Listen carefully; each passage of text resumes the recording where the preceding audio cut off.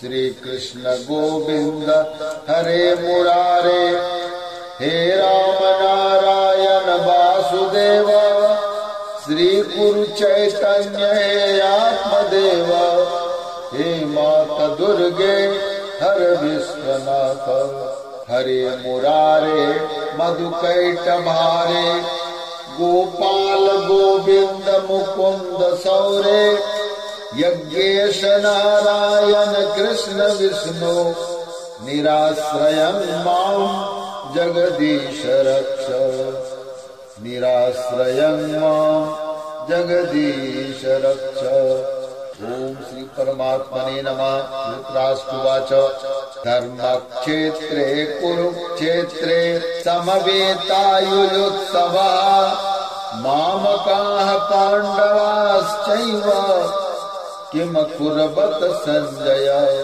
संजय उवाच दृष्ट्वा तु पाण्डवानीकम् व्यूढम् दुर्योधनस्तदा, आचार्यमुपसंगम्य राजा वचनमब्रवीत्। पश्येताम् पाण्डुपुत्राणाम् आचार्यमहतीम् च मूम्, व्यूढाम् द्रुपदपुत्रेण तव शिष्येण धीमता। अत्र शूरा महेश्वासा भीमार्जुन समायुधि, युयुधानो विराटश्च द्रुपदश्च महारथ। दृष्टकेतुश्चेकितानः काशीराजश्च वीर्यवान्, पुरुजित् कुन्तिभोजश्च सैव्यश्च नरपुङ्गव, युधामन्युश्च विक्रान्त उत्तमौजाश्च वीर्यवान्, सौभद्रो द्रौपदेयाश्च सर्व एव महारथा। अस्माकं तु विशिष्टाये तान्निबोध द्विजोत्तमा, नायका मम सैन्यस्य संज्ञार्थं तान् ब्रवीमि ते।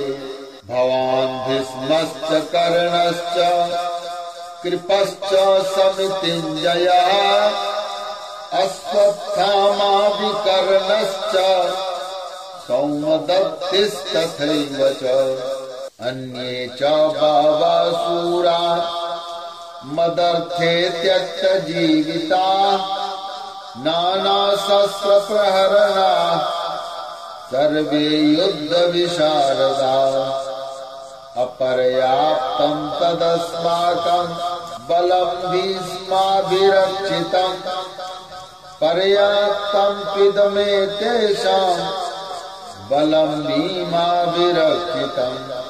अयनेषु च सर्वेषु यथा भागमवस्थिताः, भीष्ममेवाभिरक्षन्तु भवन्तः सर्व एव हि। तस्य सञ्जनयन् नरसन् कुरु वृद्धः पितामहः, सिंहनादम् विनद्योच्चैः शङ्खं दद्मौ प्रतापवान्। ततः शङ्खाश्च भैर्यश्च पनवानकगोमुखा, सहसैवाभ्यहन्यन्त सशब्दस्तुमुलोऽभवत्। ततः श्वेतैर्हयैर्युक्ते महती स्यन्दने स्थितौ, माधवः पाण्डवश्चैव दिव्यौ शङ्खौ प्रदग्मतो। पाञ्चजन्यम् ऋषिकेशो देवदत्तं धनञ्जयः, पौण्ड्रं दद्मौ महाशङ्खं भीमकर्मा वृकोदरः। अनन्तविजयं राजा कुन्तीपुत्रो युधिष्ठिरः, नकुलः सहदेवश्च सुघोषमणिपुष्पको, काश्यश्च परमेश्वासः शिखण्डी च महारथः, धृष्टद्युम्नो विराटश्च सात्यकिश्चापराजितः, द्रुपदो द्रौपदेयाश्च सर्वशः पृथिवीपते सौभद्रश्च महाबाहो शङ्खान् दद्मुः पृथक् पृथक् सौघोषो धार्तराष्ट्राणाम् हृदयानि व्यदारयत् नभश्च पृथिवीं चैव तुमुलो व्यनुनादयन् अथ व्यवस्थितान् दृष्ट्वा धार्तराष्ट्रान् कपिध्वजः प्रवृत्ते शस्त्रसम्पाते धनुरुद्यम्य पाण्डवः ऋषिकेशं तदा वाक्यमिदमाह महीपते। अर्जुन उवाच सेनयोरुभयोर्मध्ये रथं स्थापयमेच्युत यावदेता निरीक्षेयम् योद्धुकामानवस्थितान् कैर्मया सह योद्धव्यम् अस्मिन् रणसमुद्यमे योत्स्यमानानवेक्षेऽहम् यो एतेऽत्र समागताः धार्तराष्ट्रस्य दुर्बुद्धे युद्धे प्रियचिकीर्षवः। सञ्जय उवाच एवमुक्तो ऋषिकेशो गुडाकेशेन भारत सेनयोरुभयोर्मध्ये स्थापयित्वा रथोत्तमम् भीष्मद्रोणप्रमुखता सर्वेषां च महीक्षिताम् उवाच पार्थ पश्येतान् समवेतान् कुरूनिति तत्रापश्य स्थितान् पार्थ पितॄनथ पितामहान् आचार्यान् मातुलान् भ्रातॄन् पुत्रान् पौत्रान् सखींस्तथा श्वशुरान् सुहृदश्चैव सेनयोरुभयोरपि तान् समीक्ष्य स कौन्तेय सर्वान् बन्धूनवस्थितान् कृपया परयाविष्टो विषीदन्निदमब्रवीत्। अर्जुन उवाच दृष्ट्वेदं स्वजनं कृष्ण युयोत्सं समुपस्थितम् सीदन्ति मम गात्राणि मुखं च परिशुष्यति वेपथुश्च शरीरं मे रोमहर्षश्च जायते गाण्डीवं संस्कृते हस्तात् त्वच्चैव परिदह्यते न च शक्नोम्यवस्थातुम् भ्रमतीव च मे मनः निमित्तानि च पश्यामि विपरीतानि केशव न च श्रेयोनुपश्यामि हत्वा स्वजनमाहवे न काञ्चे विजयं कृष्ण न च राज्यं सुखानि च किं नो राज्येन गोविन्द किं भोगैर्जीवितेन वा येषामर्थे काङ्क्षितं नो राज्यं भोगाः सुखानि च त इमेव स्थिता युद्धे प्राणास्त्यक्त्वा धनानि च आचार्याः पितरः पुत्रास्तथैव च पितामहाः मातुलाः श्वशुराः पौत्राः श्यालाः सम्बन्धिनस्तथा एतान् हन्तुमिच्छामि घ्नतोऽपि मधुसूदन अपि त्रैलोक्यराज्यस्य हेतोः किं नु महीकृते निहत्य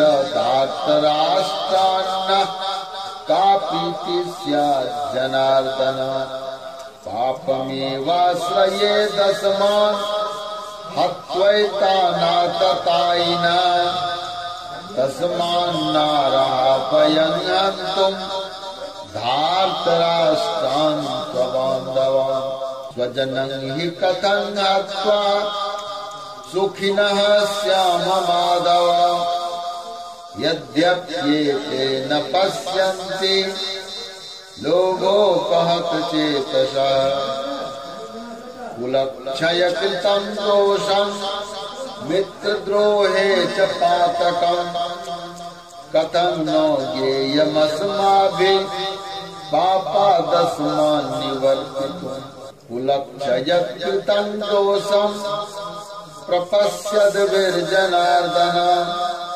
कुलक्षये प्रणश्यन्ति कुलधर्माः सनातनाः धर्मे नष्टे कुलं कृष्ण मधर्मो विभवत्युत अधर्माभिभवात् कृष्ण प्रदुष्यन्ति कुलस्त्रियः स्त्रीषु दुष्टासु वा स्नेह जायते वर्णशङ्करः शङ्करो नरकायैव कुलघ्नानां कुलस्य च पतन्ति पितरो येषा लुप्तपिण्डोदकक्रिया दोषैरेतैः कुलघ्नानां वर्णशङ्करकारकैः उत्साद्यन्ते जातिधर्मा कुलधर्माश्च शाश्वताः उत्सन्न कुलधर्माणां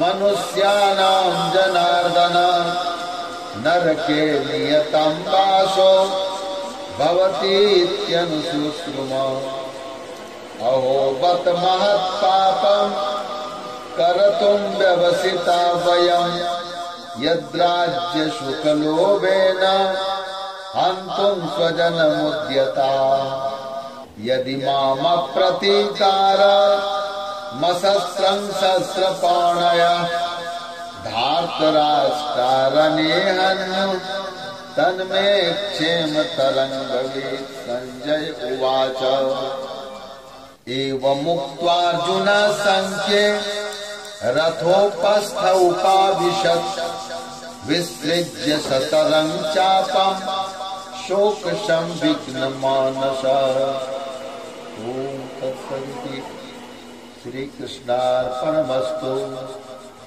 श्री कृष्ण गोविंद हरे मुरारे हे राम नारायण वासुदेव श्री गुरु चैतन्य हे आत्मदेव हे माता दुर्गे हर विश्वनाथ हरे मुरारे मधुकैटभारे गोपाल गोविंद मुकुंद सौरे यज्ञेश नारायण कृष्ण विष्णु निराश्रयं मां जगदीश रक्ष नमामि नारायण पाद पंकजं करोमि नारायण पूजनं सदा वदामि नारायण नाम निर्मलं स्मरामि नारायण तत्त्वमव्ययम् श्री परमात्मने नमः।